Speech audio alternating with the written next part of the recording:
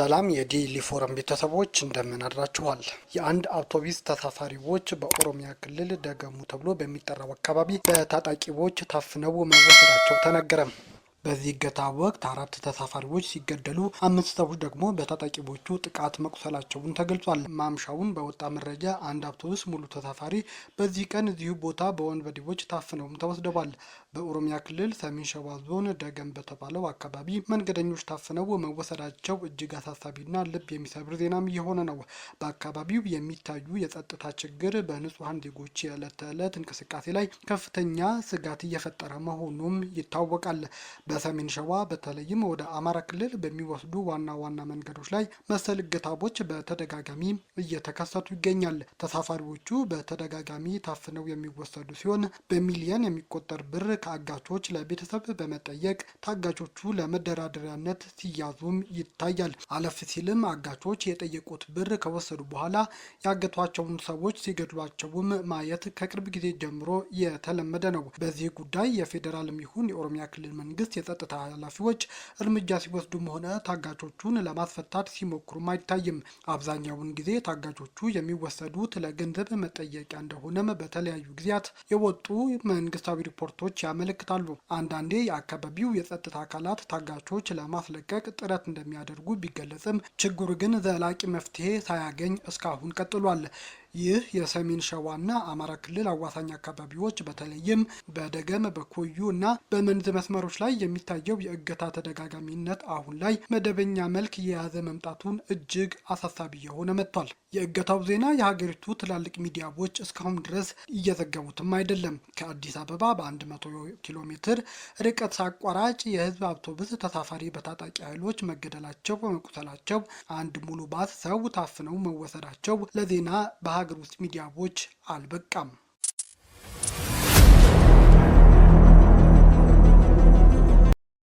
በኦሮሞ ነጻነት ሰራዊት ወይም ሸኔ ስም ይንቀሳቀሳል የተባሉ ታጣቂዎች ቤንሻንጉል ጉሙዝ ክልል ውስጥ ጉዳት አድርሰዋል ተባለ።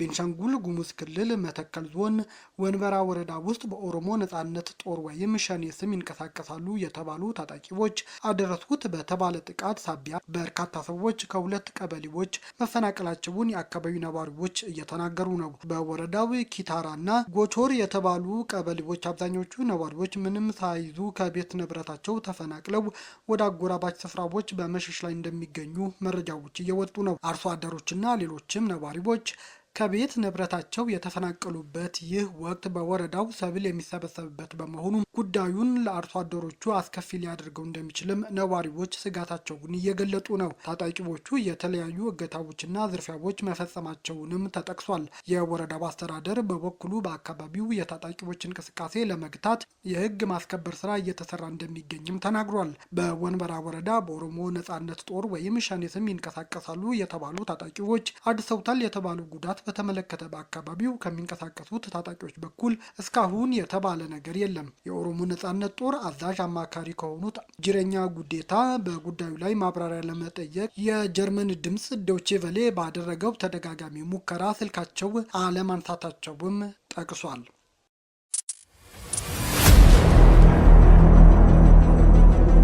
ግብጽ በአባይ ውሃ ክፍፍል ላይ ኢትዮጵያ ተለዋዋጭ አቋም የምታሳይ ከሆነ ሀገሪቱ ቀይ ባህር የምታገኝበትን መንገድ ከአፍሪካ ወዳጆች ጋር በመሆን ለመደገፍ ዝግጁ መሆኗን ገለጸች። ዘናሽናል የካይሮ ምንጮችን ጠቅሶ እንደዘገበው ይህ ሀሳብ ባለፈው ሳምንት ለጠቅላይ ሚኒስትር አብይ አህመድ ደርሷቸዋልም ብሏል። ግብጽ በአባይ ወንዝ ላይ የተገነባው የታላቁ የኢትዮጵያ ህዳሴ ግድብ ለህልውናዋ ስጋት እንደሆነ በመግለጽ የውሃ አጠቃቀሙን የሚገዛ ህጋዊ ስምምነት እንዲኖር ትፈልጋለች። ኢትዮጵያ በውሃው ጉዳይ ላይ ስምምነት ላይ የምትደርስ ከሆነ ግብጽ ኢትዮጵያ በቀይ ባህር ላይ ያላትን የባህር በር ፍላጎት ለማሳካት ከጎኗ እንደምትቆምም ገልጻለች። ይህ የግብጽ ሀሳብ ለዋይት ሀውስ ፕሬዝዳንት ዶናልድ ትራምፕ መላኩ የተገለጸ ሲሆን ፕሬዝዳንቱ በዓመታት የዘለቀውን ይህንን የውሃ ውዝግብ ለማስቀረት ፍላጎት እንዳላቸው አስታውቀዋል። ግብጽ ይህንን አማራጭ ስታቀርብ ስውር ማስጠንቀቂያ ማክላለች። ኢትዮጵያ ጥያቄውን ውድቅ ካደረገች ግብጽ በሱዳን፣ በሶማሊያ፣ በጅቡቲና በኤርትራ ያላትን ከፍተኛ ወታደራዊ ፖለቲካዊ ተጽዕኖ እንዲሁም በቀይ ባህር ደቡባዊ ክፍል ያላትን የባህር ኃይሏን በመጠቀም ኢትዮጵያ የወደብ አገልግሎት እንዳታገኝ እንቅፋት እንደምትሆንም አመልክታለች። ምንም እንኳን አዲስ አበባ ለመግለጽ ጥያቄ እስካሁን ይፋዊ ምላሽ ባትሰጥም ጠቅላይ ሚኒስትር አብይ አህመድ በቅርቡ ከቱርክ ፕሬዝዳንት ራሲብ ጣይብ ኤርዶሃን ጋር በነበራቸው ቆይታ ኢትዮጵያ የባህር በር እንደሚያስፈልጋት በተደጋጋሚ አጽንኦት ሰጥተዋል። ከ130 ሚሊዮን በላይ ሕዝብ ያላት ሀገር የባህር በር ተከልክላ የመልክዓ ምድር እስረኛ ሆና መቀመጥ አትችልም ብለዋል። ለዓመታት ተቃርነው የነበሩት ካይሮና አንካራ አሁን ላይ ግንኙነታቸው እያጠናከሩ ሲሆን በሱዳን፣ በሊቢያና በሶማሊያ ጉዳዮች ላይም ያላቸውን አቋም እየተቀራረበ መጥቷል። ግብጽ፣ ሶማሊያና ቱርክ ኢትዮጵያ ከሶማሌላንድ ጋር የባህር በር ለማግኘት ያደረገችውን የመግባቢያ ስምምነት እንዲሁም እስራኤል ሶማሌላንድን እውቅና መስጠቷን በጽኑ ተቃውመዋል። ግብጽ በአሁኑ ወቅት በጅቡቲና በኤርትራም በአሰብ ወደብ ያላትን ተጽዕኖ በማሳደርና የባህር ኃይል ጦር ሰፈሮችን በማጠናከር ወደፊት በግድቡ ላይ ለሚደረጉ ድርድር እንደ ትልቅ የመደራደሪያ ካርድ ልትጠቀምበት እንደምትችልም ተገምቷል።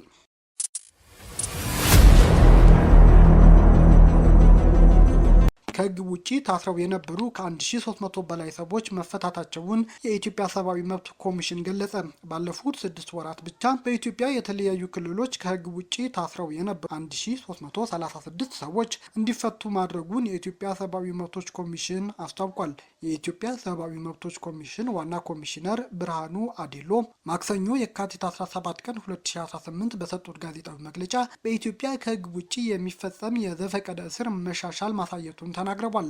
ኮሚሽኑ ከክልሎች ጋር ባደረገው ምክክር ባለፉት 6 ወራት ውስጥ ተፈቱ ካሏቸው ከሕግ ውጪ ታስረው የነበሩ ሰዎች መካከል አብዛኛዎቹ ቁጥር የሚይዘው የኦሮሚያ ክልል መሆኑን ገልጸዋል። በኦሮሚያ ክልል 918 ሰዎች ሲፈቱ በአማራ 186፣ በቤንሻንጉል ጉሙዝ ክልል 46፣ በጋምቤላ 66 እንዲሁም በሶማሌ ክልል 13 ሰዎች ከሕግ ውጭ ታስረው የነበሩ ሰዎች ከእስር መለቀቃቸውን ኮሚሽነሩ በመግለጫቸው ዘርዝረዋል።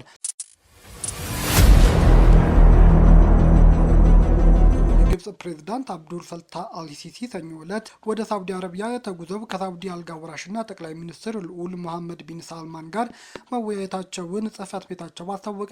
ሁለቱ ባለስልጣናት በጋዛ በቀጠናው ባሉ ውጥረትና በሌሎችም የሁለትዮሽ ጉዳዮች ላይ መነጋገራቸውን የተገለጸ ሲሆን በአልጋ ወራሹ የግል መኖሪያ ቤት በዝግ ውይይት ማድረጋቸውንም ተጠቅሷል። በአልሲሲ ጉብኝት ሁለቱ ሀገራት የጋራ በሆኑ ቀጠናዊና ዓለም አቀፋዊ ጉዳዮች ዙሪያ የሚያደርጉት ምክክርና ትብብር በማጠናከር የረጅም ጊዜ ግንኙነታቸውን ማስቀጠል በተመለከተ መነጋገራቸውንም ተገልጿል። ሁለቱ መሪዎች በቀጠናው ውጥረትና ግጭት እንዳይኖር ለማድረግ ሰላማዊ መፍትሄዎችን ለማምጣት የአረብ ሀገራትን ትብብር ለማጠናከር በውስጥ ጉዳይ ጣልቃ ሳይገባ የሀገራትን ሉዓላዊነት እንዲሁም የግዛት አንድነትን ለማስከበር ስምምነት ላይ መድረሳቸውን የፕሬዝዳንቱ ጽሕፈት ቤት አስታውቋል።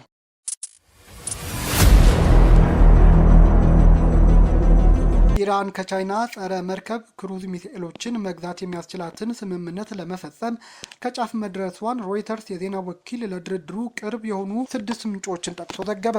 ኢራን ጸረ መርከብ ሚሳኤሎችን ልትገዛ እንደሆነ የተሰማው ቴህራን ላይ ጥቃት ለመፈጸም እየተዘጋጀች ያለችው አሜሪካ የባህር ኃይሏን በኢራን ባህር ዳርቻ ባሰማራችበት በዚሁ ጊዜ ነው። ቻይና ሰራሹ ሲኤም 302 ሚሳኤል ለመግዛት የሚደረገው ድርድር ፍጻሜው ላይ ቢሆንም ኢራን መሳሪያውን የምትረከብበት ቀን በተመለከተ ስምምነት ላይ አለመደረሱን ምንጮቹ መናገራቸውን ሮይተርስ ዘግቧል። ሱፐርሶኒክ ሚሳኤሎች 290 ኪሎ ሜትር ድረስ የመወንጨፍ አቅም ያላቸው ሲሆን በከፍታና በዝቅታ በመምዘግዘግ የመርከብ ላይ መከላከያዎችን ማለፍ እንዲችሉ ሆነው የተሰሩ ናቸው ተብሏል።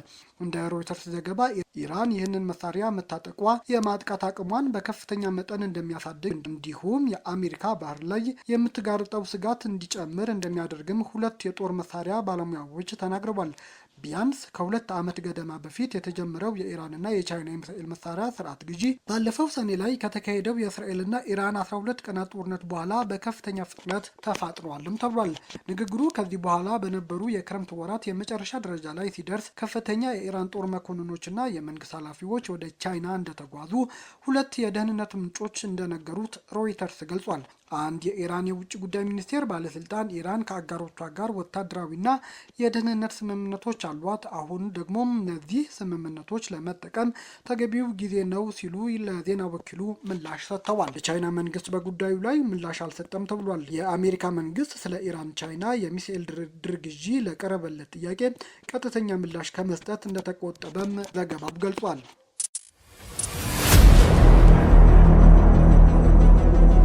ጥቃት የሚሰነዘርባት ከሆነ ጦርነቱ በሁለቱ ሀገራት መካከል ብቻ እንደማይሆን አስጠነቀቀች። ኢራን ይህንን ማስጠንቀቂያ ያወጣችው አሜሪካ በኢራን ላይ ጥቃት ለመፈጸም የተለያዩ አማራጮች እያጤነች መሆኑ እየተገለጸ ባለበት ወቅት ነው። በኢራንና በአሜሪካ መካከል ሶስተኛ ዙር ድርድር ሊካሄድ በተቃረበበት ጊዜ አሜሪካ ከውስን የመጀመሪያ ደረጃ የአየር ጥቃት አንስቶ የመንግስት ለውጥ ለማምጣት ለቀናት የሚዘልቅ የአየር ጥቃት ዘመቻ ለመፈጸም ያሰበች መሆኑን ዎል ስትሪት ጆርናል ዘግቧል። ነገር ግን ኢራን በአሜሪካ ጥቃት የሚፈጸምባት ከሆነ የሚከተለው ውጤት በሁለቱ ሀገራት ላይ ተወስኖ ብቻ የሚቀር እንዳልሆነ አስጠንቅቃለች። የኢራን የውጭ ጉዳይ ሚኒስትር ቃል አቀባይ ውስን የሚባል ጥቃት እንደሌለና የትኛውም አይነት በኢራን ላይ የሚፈጸም ጥቃት ከባድ የሆነ አጸፋ ምላሽ እንደሚጠብቀው አስጠንቅቀዋል። እየተካሄደ ባለው የድርድር ኢራን ከአሜሪካ የሚቀርቡላትን ቅድመ ሁኔታዎች እንድትቀበል ለማስገደድ ፕሬዝዳንት ዶናልድ ትራምፕ ውስን ጥቃት ለመፈጸም እያሰቡ መሆናቸውን ተዘግቦ ነበር።